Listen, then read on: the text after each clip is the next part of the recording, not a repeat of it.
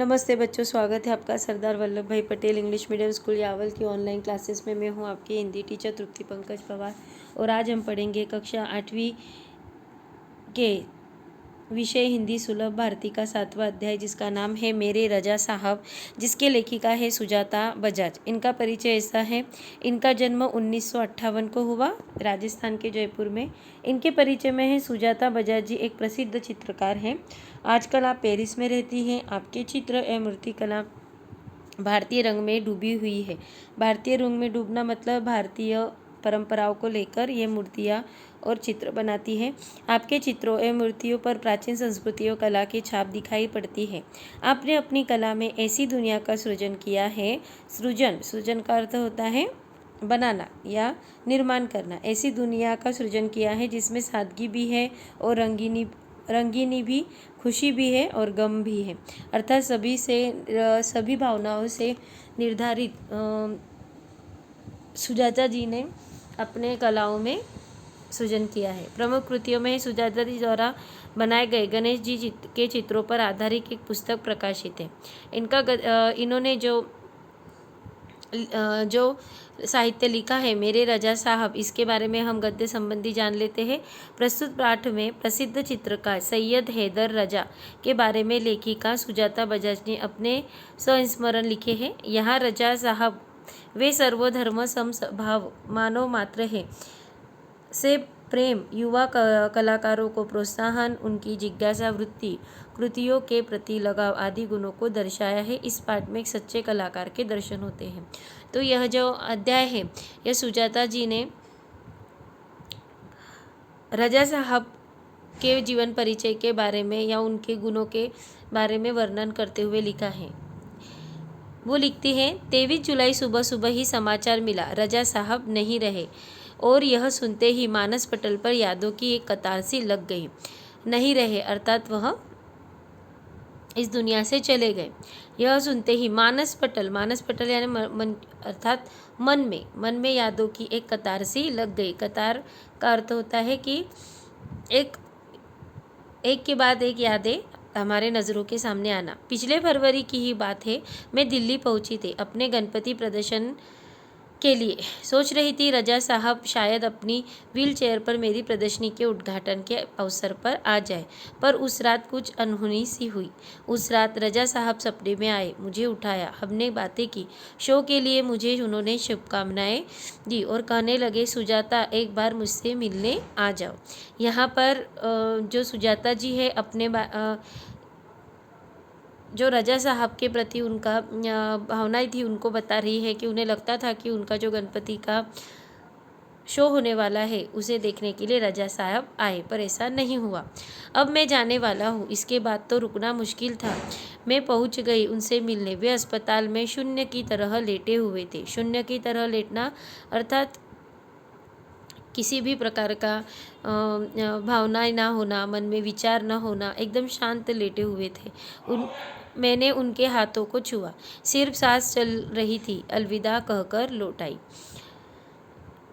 रजा साहब अपने धर्म के साथ साथ उतने ही हिंदू और ईसाई भी थे। उनके स्टूडियो में गणपति की मूर्ति, क्रॉस, बाइबल, गीता, कुरान, अपनी माँ का एक फ़ोटो, गांधी जी की आत्मकथा, वो भारत से लाई हुई मोगरे की कुछ सूखी मालाएं, सब एक साथ रखा हुआ था। यहाँ पर रजा साहब का सभी धर्मों के प्रति प्रेम दिखता है। वे गणेश को भी पूजते थे और हर रविवार को सुबह चर्च भी जाते थे। अर्थात जो यहाँ पर सुजाता जी ने जो वर्णन किया है रजा साहब के बारे में, उनसे पता चलता है कि वो सभी ही प्रकार की संस्कृति को या परंपराओं को मानते थे। एक दिन जहांगीर आर्ट गैलरी में प्रदर्शनी देखते हुए किसी ने कहा, अरे यह तो SH रजा है। मैं एकदम सावधान हो गई क्योंकि मेरी सूची में उनका भी नाम था। मैंने उनके पास जाकर कहा, रजा साहब आपसे बात करनी है। वे बहुत देखते ही रह गए। उन्होंने मुझे इंटरव्यू दिया, बहुत सारी बातें हुई। अचानक मुझसे पूछने लगी कि आप और क्या क्या करती हैं। मैंने कहा, मैं कलाकार हूँ, पेंट करती हूँ। वे तुरंत खड़े हो गए और कहने लगे, चलो तुम्हारा काम देखते हैं। यहाँ पर सुजाता जी और रजा साहब के मिलने की बातों का वर्णन किया है जब वो पहली बार मिले थे। मैं सोच में पड़ गई, मेरा काम तो पुणे में है। मैंने उन्हें बताया तो वे बोले चलो पुणे।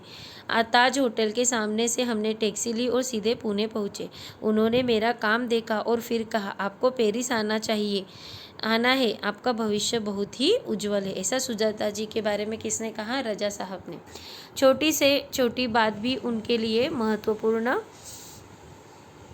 हुआ करती थी। बड़ी तन्मयता और लगन के साथ करते थे सब कुछ। पेंटिंग बिकने के बाद पैकिंग में भी उनकी रुचि हुआ करती थी। कोई इस काम में मदद करना चाहता तो मना कर देते थे, किसी को हाथ नहीं लगाने देते थे। यहाँ पर जो रजा साहब है उनके अलग अलग कामों की विशेषताओं को बताया है कि वो किस प्रकार अपने कामों को करते थे बड़ी लगन के साथ में। बड़े करने से धैर्य के साथ वो पैकिंग करते थे। कहते थे लड़की ससुराल जा रही है, उसे संभाल कर भेजना चाहिए। अर्थात किसी गांव अगर किसी शहर जा रहे हो या कुछ पैकिंग करनी हो तो वो बड़े प्रेम से करते थे। जब वे किसी को पत्र लिखते या कुछ और लिखते तो मत पूछिए, हर शब्द हर पंक्ति को नाप तोल कर लिखते थे। फूल उन्हें बहुत प्यारे लगते थे। यहाँ पर रजा साहब जी की जो विशेषता है कि वो किस प्रकार से अपने कार्यों को लगन से बड़े ही अच्छे से प्रेम भाव से करते थे वो बताया है। मुझे याद है 22 अक्टूबर 1988 को मैं लंदन से पेरिस के गार्दिनो स्टेशन पर ट्रेन से पहुंची थी।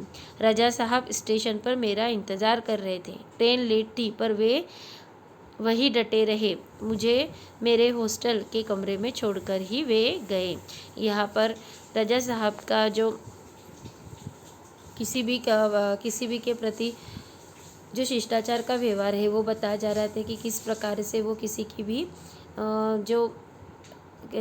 भी कद्र किस प्रकार से करते थे। उन्होंने सुजाता जी को स्टेशन पर नहीं छोड़ा बल्कि उनका इंतज़ार कर उन्हें हॉस्टल में जाकर छोड़ कर आए। एक दिन मैं बीमार होकर अपने कमरे में पड़ी थी।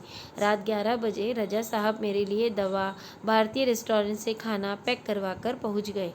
मेरे घर वालों को फ़ोन करके कहा आप लोग चिंता न करें, मैं हूँ पेरिस में सुजाता की चिंता करने के लिए। यहाँ पर जो रजा साहब है उनके केयरिंग स्वभाव का वर्णन किया गया है कि वो किसी की भी जो केयर थी वो किस प्रकार से करते थे या किसी का भी ध्यान किस प्रकार से वो रखते थे। हर बार जब मैं या रजा साहब पेंटिंग पूरी करते तो सबसे पहले एक दूसरे को दिखाते थे। दोनों एक दूसरे से ईमानदार समालोचक थे। हमने मुंबई, लंदन, पेरिस और न्यूयॉर्क में साथ साथ प्रदर्शनियाँ की पर कभी कोई विवाद नहीं हुआ। यह उनके स्नेह और अपनेपन के कारण ही था। यह भी उनमें एक गुण था कि वह सभी से प्रेम करते थे और उनमें अपनेपन की भावना भी थी। हिंदू उर्दू तो हमेशा से ही बहुत अच्छी रही है उनकी। अंग्रेजी फ्रेंच भी वे बहुत अच्छी लिखते थे। कविताओं से बहुत प्यार था उन्हें। शेर, गज़ल व पुराने हिंदी फिल्मी गाने बड़े प्यार से सुनते थे। यहाँ पर उन्हें जो पसंद था उसका वर्णन किया गया है। उन्हें कविताएं पसंद थी, गज़ल पसंद थे, शेर व शायरियाँ पसंद थी और हिंदी पुराने गाने भी पसंद थे। एक डायरी रखते थे अपने पास, हर सुंदर चीज़ को लिख लिया करते उसमें। मेरी बेटी हेलेना बहुत सुंदर हिंदी बोलती थी, उन्हें बहुत गर्व होता था। वे हमेशा उसके साथ शुद्ध हिंदी में ही बात करते थे।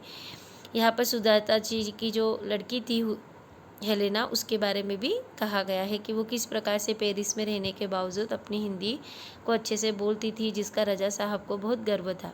रजा साहब को अच्छा खाने का बहुत शौक था पर दाल चावल रोटी आलू की सब्जी में जैसे उनकी जान अटकी रहती थी। मैं हफ्ते में एक भारतीय शाकाहारी खाना बनाकर भेजती थी उनके लिए, उनके फ्रांसीसी दोस्तों के लिए।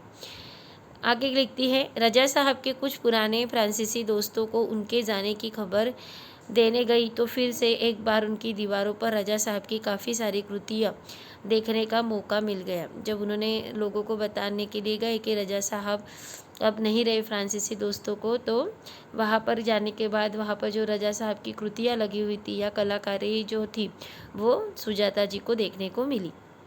मैं हमेशा कहती, रजा साहब आप मेरे एंजल गार्जियन हो।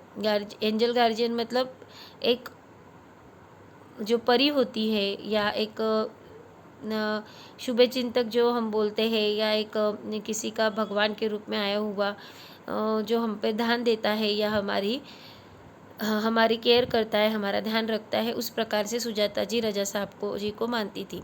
तो मुस्कुरा देते, पर सन 2000 के बाद से कहते, क्यों अब हमारी भूमिका बदल गई है, तुम मेरी एंजल गार्जियन हो, अब मैं नहीं।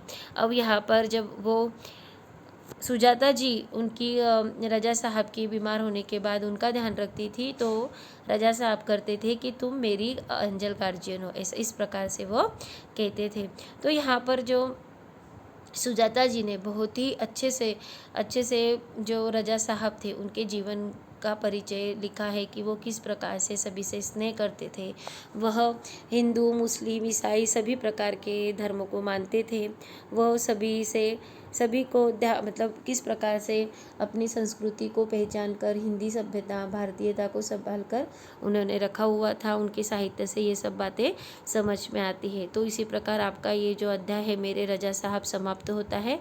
आपको इसके शब्दार्थ आपकी नोटबुक में लिखने हैं और उसी के साथ इसी अध्याय को पढ़ना भी है। धन्यवाद।